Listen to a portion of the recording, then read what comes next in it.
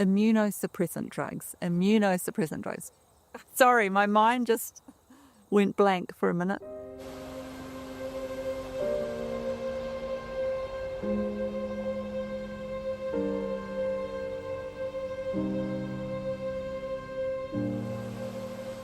In the past, the most important thing to me would have been having a perfect family.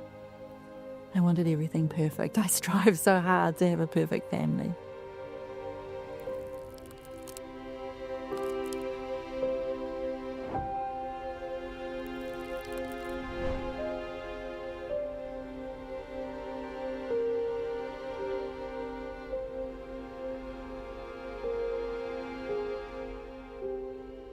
I thought that I had a lot of hurt because I had great love, but now I discovered that what I had was great expectations of someone else to fulfill my needs. And the loss of that person to fulfill my need for love caused me to feel bereft of love, and that I could not survive without it. We constantly expect things from others. We expect them to respect us, to understand us, to listen to us. We want dad to pay attention to us. We want mom to be comforting towards us. We want siblings to accept us. So other people are the source of the acceptance that I need, and the belonging that I need, and the harmony that I need, and the security that I need, and so on. And we don't have to try to come up with these expectations. We just have them naturally. I go into relationships, I pursue relationships, or I'm in relationships for the purpose of the receiving. What I might receive. You take from them, you feed from them, and you just give out what you took from them. That comes out, and it will show in your behavior and in your body as well. People are clearly spiritually dependent because we are always reaching out for our spiritual needs to be supplied from somewhere else. So children are born that way. They're looking out to someone else, to something else, to supply their spiritual needs. But there's this delusion that causes us to think that we can be spiritually independent. I give love from myself, and so I have loved you with my love, and I have respected you with my respect, and I have understood you with my understanding, and I have honored you with my honor, and so on. And so from that standpoint, we see ourselves as spiritually independent. So what I learned about the cause of my disease was that disease always correlates with loss in a person's life, and that this idea of personal loss causes dysfunction in the body. And as I said, I felt like I had lost something very, very precious to me, that I wanted to have an intact family unit, a harmonious family. I wanted to grow old with someone, and I wanted my children to grow up with a family that was together. And of course I had a lot of guilt as well, because I was the one who had left, but I simply couldn't function. I was broken down physically and mentally, and I didn't know any other way that I could continue to look after my children and live. So for my work, I visit people in their homes, and I talk to them. I go through a long history of all of their health issues. We cover social issues, different health issues. We go through physical exam. And in my experience, the loss of a close loved one seems to be the greatest loss that people express to me. And I think it stems from the spiritual needs that we have, the need for love, the need for joy, the need for value. We often try to get these needs met by people around us, by loved ones. Not all losses will bring us into disease. It is only those things that you lose that you consider as being of your own. And the more valuable that which I considered of my own, the greater the disease if I lose it. On spiritual level, we cannot have tolerance like we have in the physical. That means we can take a half breath and we still are okay. We can go into minus of oxygen to a certain level in the blood. We're still alive. Where you can use less water and still be good, or use less sleep and still be good. So yes, you come to an edge in the tolerance, yes, and then the system breaks down. If you eat too little, then you are undernutrition. If you eat too much, then you are overweighted. In the spiritual needs, we talk about to be or not to be, all or nothing. Love must be 100%. Security must be 100%. That's why we feel insecure if we're not sure 100% things are secure. There cannot be half security. It's not possible. Your husband cannot be loyal to you 364 days a year, and then only on day 365 he's not loyal. That will be considered betrayal, right? So there is no loyalty. It likes with truth. There is either truth or a lie. A little lie that you might perceive from another one will bring you into a deep distress because you cannot handle lies. Every one of our spiritual needs, whether it's harmony, security, truth, belonging, whatever it might be, we need completely. We don't have a partial need for those things, we have a complete need for those things. And you can have too little, but you can never have too much of those.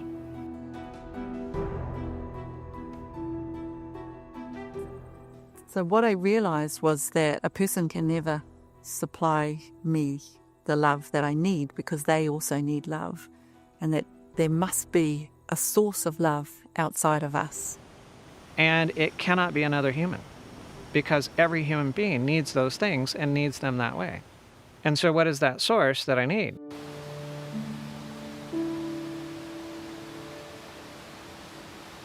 Well, that source is God. And what is God? God is exactly what I need.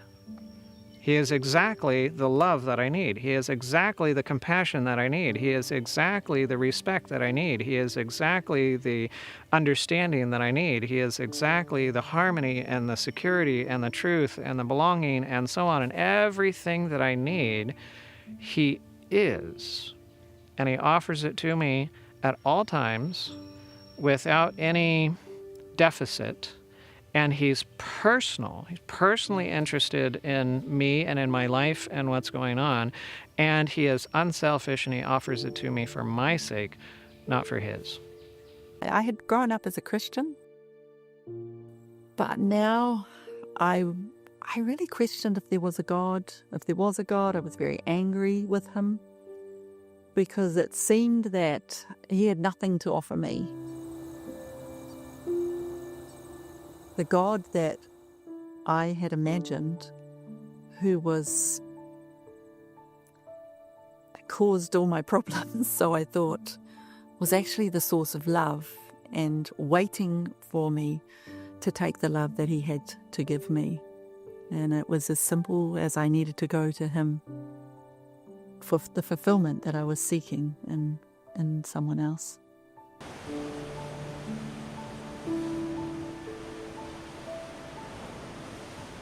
I have had patients that I visited with who don't want to hear anything about God. They don't want anything spiritual to be discussed. And in that case, it's a different approach. When people come and say, well, I don't believe in God, and how can I satisfy my need from God? My argument is very simple. We need to know there are things we can choose, but there are also things we cannot choose. We cannot choose to live. That's not our choice. We cannot choose by what we live, our needs. We cannot choose how to satisfy those needs. We cannot choose from where to satisfy our needs. What you need in your spirit, you don't find nowhere. If you can find me a place where you find love or justice on earth, let me know. I go to that place to take it as well. I had no idea how to make God my love source. I was completely baffled by that. But I just prayed for it. And I prayed constantly for God to show me how He could be my love source.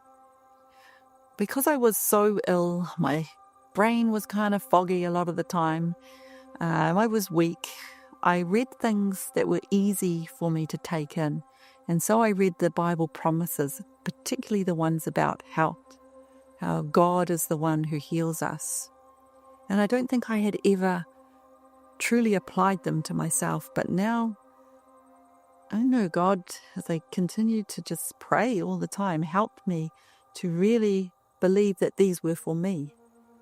To have divine love for, well, it was my ex-husband at this stage. We weren't together and there was no communication between us, but I understood that in my heart that I had to have loving thoughts, that I could take the love that God gave me and I could think lovingly towards Him and not have resentment or have expectations. It was a love that would give but would not expect anything in return.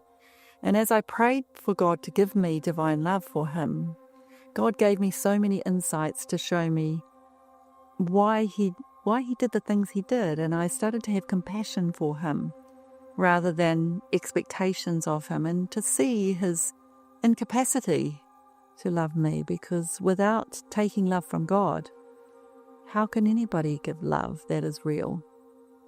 How can anyone solve their problems if they don't know how to do that? It is very simple to have loving thoughts and loving attitudes to those who are nice to you, who say nice words, who make you feel important, and so on. But when it comes to the people who are not so nice, who do evil things to you, we find that there is something, and we see that there is something in the human nature that goes against the people that are not nice to us. And this is what we call the error in the mind, that makes us think that other people must do something to fulfill my need. And when we encounter that not all people are willing to do that, then we come into conflicts, and after the conflicts come the diseases.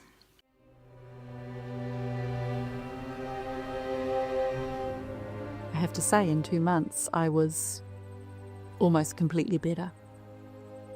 I saw the specialist and he pulled up the blood results on his computer, and the inflammatory markers, which are a marker of the disease, go from sky high, sharply down like this, to 1 point above normal.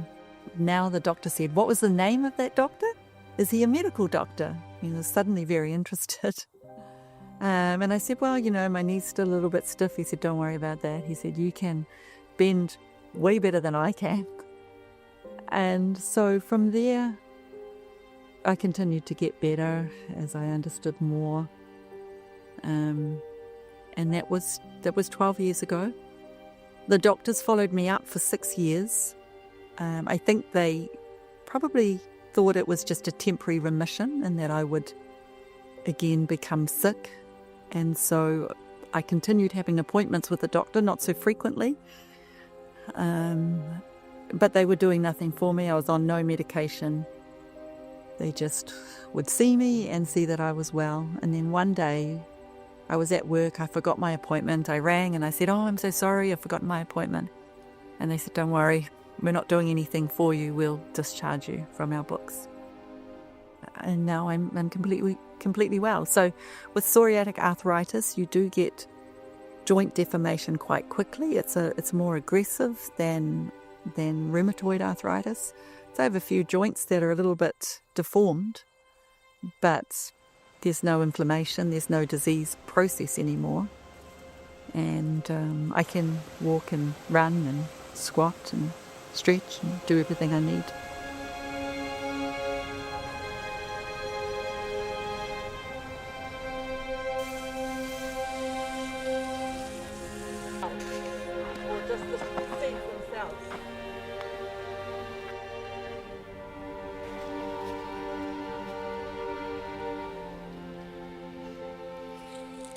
Only the human heart goes against the way in which nature functions. In the human heart, we want every good thing for myself. We don't want it for the happiness of others, but for my own happiness. We enter into relationship with the humans in order to accumulate love, not seeing that that's impossible. When I have respected you with my respect, I expect you to respect me back. And when I have loved you with my love, I expect you to love me back, which also shows the spiritual dependency. We only can be dependent from God automatically, or depending of humans and animals automatically. So there are two ways that you can look at how things function and in general. And one of those is that you can give something in order to receive something, or you can take something or receive something in order to give something. We must ask ourselves the question, which comes first and which comes later? Is it the taking or receiving that comes first, or is it the giving that comes first? Everything that functions in nature functions according to certain laws. Yes? The same happens with our bodies. The law of thermodynamics is expressed in everything. Four basic things of the law of thermodynamics is that everything that functions requires energy. The energy must come from outside. It can never come from inside, but always from the outside. The element that is functioning can store the energy for a certain time, but then it must give it out. It must be liberated. For example, in a vehicle, you must take the fuel first before you can use the fuel. You must take the electricity from the battery before you can use the electricity from the battery. You have a tree that's growing. Well, it must take first from the ground and from the soil and the nutrients and the water, and it must take first from the sunshine before it can grow and produce anything and give its fruit and, give off oxygen and so on. So the giving comes naturally. If you eat, you are naturally going to give the byproducts of what you ate. If you drink, you're naturally going to give the byproducts of what you drank. According to the law of cause and effect that we can see in nature and governs every element that is there in nature, we see that the purpose of every element is to give.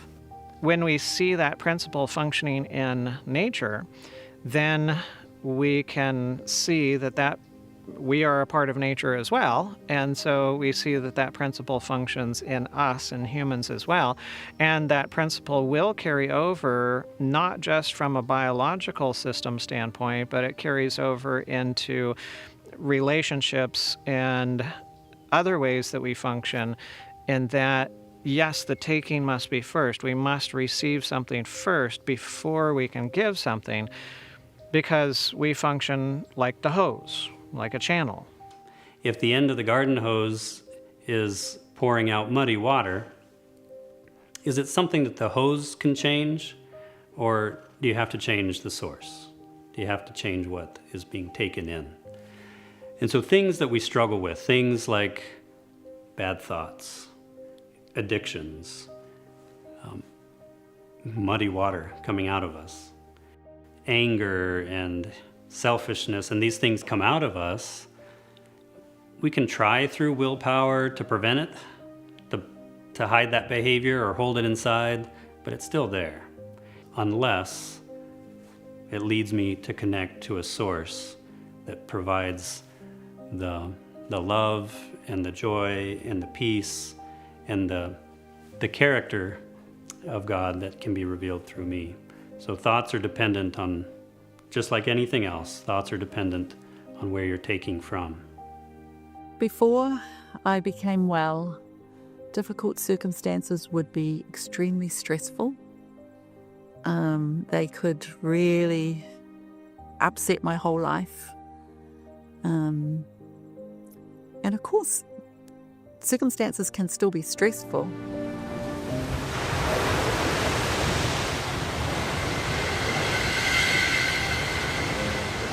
But the difference is that I know there's a solution, and I know that there is something for me to learn, that they're actually for my benefit, that the stress I feel shows me that actually I'm not trusting the one who's always watching over me and won't let anything come into my life that isn't good for me.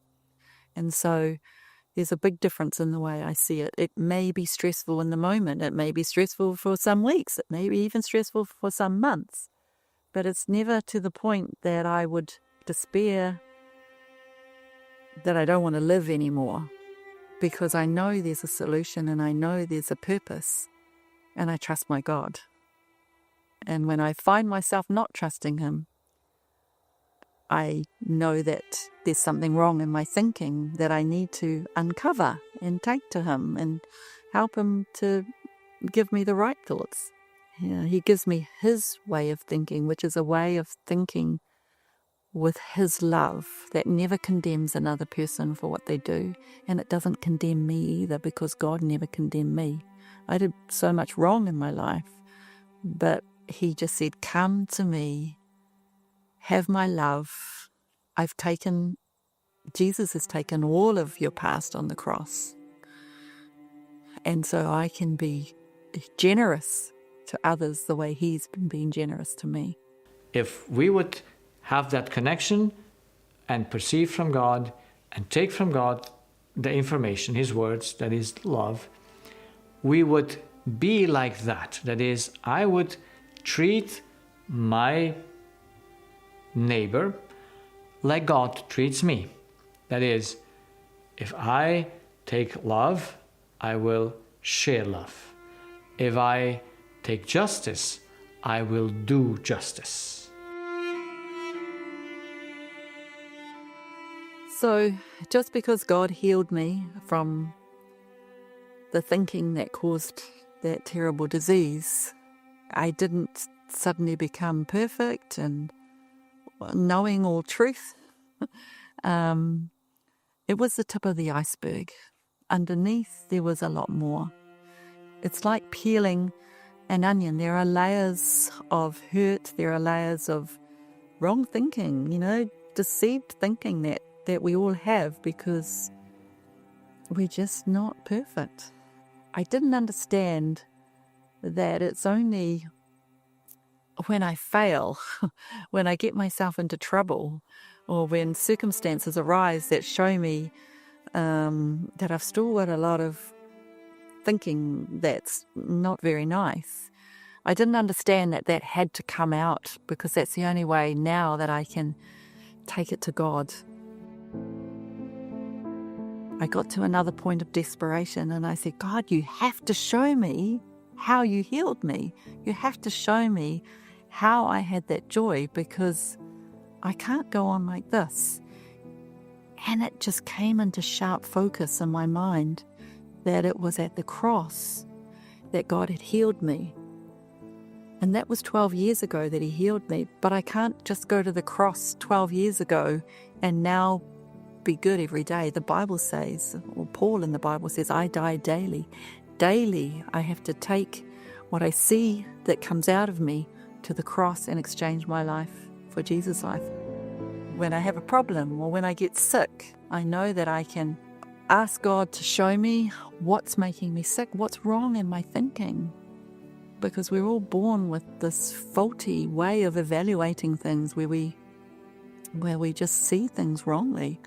As long as I can continue to receive what I believe is sufficient, then I will continue to actively participate in this relationship. But when I don't receive enough, or I don't receive anything, or they try to remove my treasure from me, now I'm not interested in the relationship anymore. I want to see how I can get out because I'm not receiving what I need to receive in order to be fulfilled. My relationships changed after this because my expectations of people were different. And with my children, that was the biggest change, I think, because, a mother always wants her child to be good for their own sake. We want them to achieve well for their own sake, or so we think, that it's for their sake. But now I'm able to not put pressure on them to do what I think they should do. Allow them the freedom to make the mistakes that they need to make to be able to see that they need to find the same solution that I did, that they don't have love in themselves, that another person can't give it to them. And it gives a much freer relationship. So, conversations that might have been difficult or, they don't want to talk to me about it because they know Mum's just going to try and force them to do what she wants. And I can listen to their point of view and they can listen to mine. That's the big difference, is that we're willing to listen to each other and engage in a conversation because there's freedom there and it's so much nicer.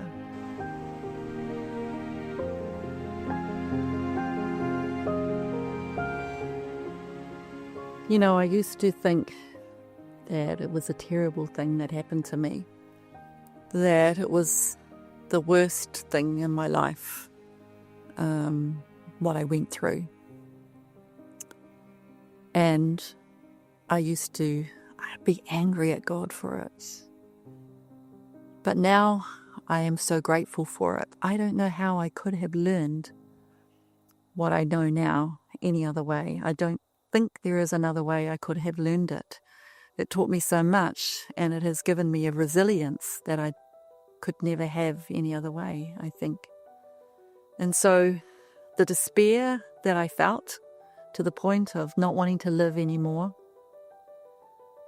was what I needed to be desperate enough to seek for a solution and to find a solution that could satisfy. Well, at the beginning, when I saw physical reactions just on the stories that the patient showed me of how they processed the events that took place in their life, especially the negative events, because they have a negative influence, finding that they cause infections, they cause nose bleeding, they cause cancer, all those things, seeing them in the body, having no other means that could produce those effects except the thought. Then I had to find out, why is that what human thinks impacting his body? Now, I should have learned that and even know it before, that the body has no life of itself, that it works by power of what I think. But it's amazing that the most obvious thing we lose sight of.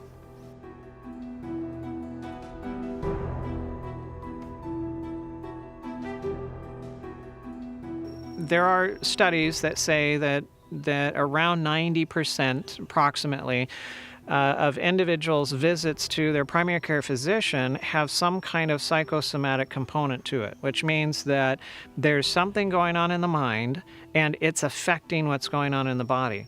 Whether that's headaches that they have, whether it's fatigue that they're suffering with, whether it's, whatever situation. I learned about psychosomatic, how it is called, but psychosomatic is a field that is not really structured, so that you can say, okay, this is why the body gets sick from a way of or an event, because you need to explain the process. And if you don't have time with the patients, then you just deal with the symptoms, which is a superficial level, and you don't have the opportunity of getting down into the deeper levels to find out really what's behind that. What are your relationships like? What kind of fights have you had with somebody? What is going on financially in your life? What are your major stressors? What losses have you sustained, and so on. You just don't have time to address those issues, but those are the very real issues that underlie much of what you see in medicine. How can it be that an event that is purely mental, purely non-graspable, yes, non-physically, that can impact your body, your functions, your ear, your nose, your tongue, everything? What is the mechanism? Because if I don't have the mechanism, I just have an observation, and observation remains subjective. How can it be that something you hear on news and you jump out of the window or you do something evil to yourself? There is an event, a certain event in the life of a patient, somehow bring the patient into a thought of loss, finally will lead to a disease, no matter what type of disease, physical disease or mental disease.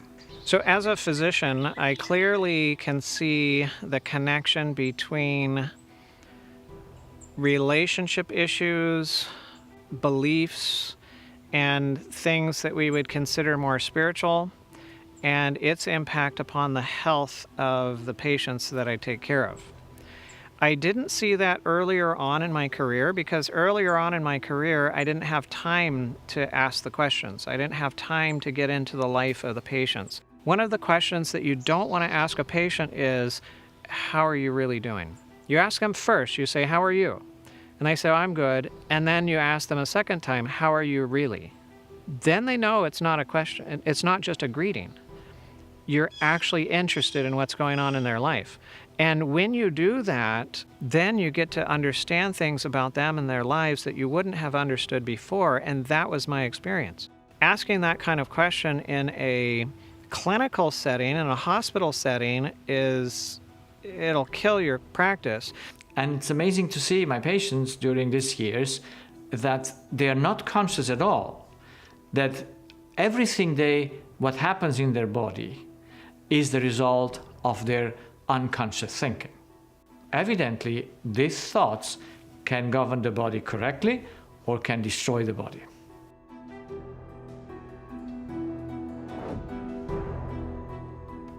The love that God gives, He gives to everyone. That is the nature of God, is to give.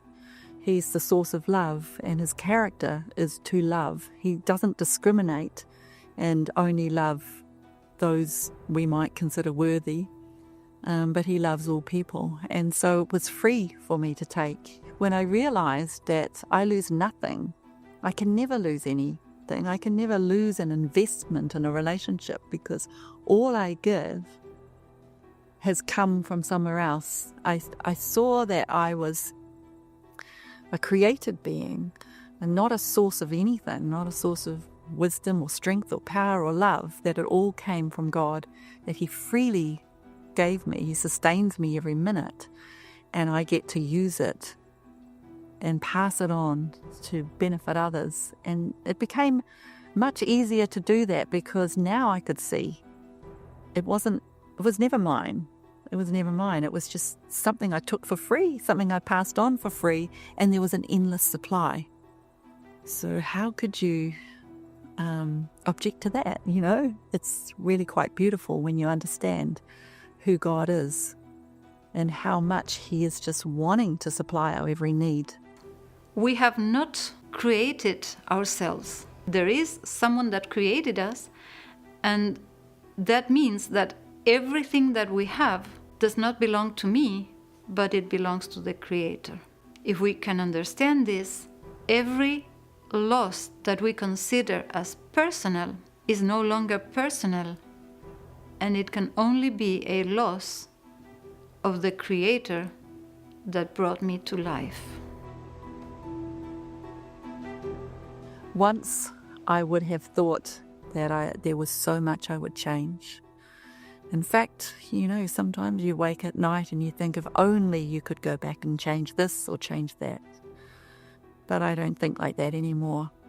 I know that everything was necessary, that it was God's providence to allow this so that He could save me, so that He could show me that my heart needed to change, not my circumstances, but there was a problem in me. And He wanted to help me to get rid of that problem. And so there is nothing that I would change. I know that everything has been for my good, to bring me to a point of great happiness and contentment.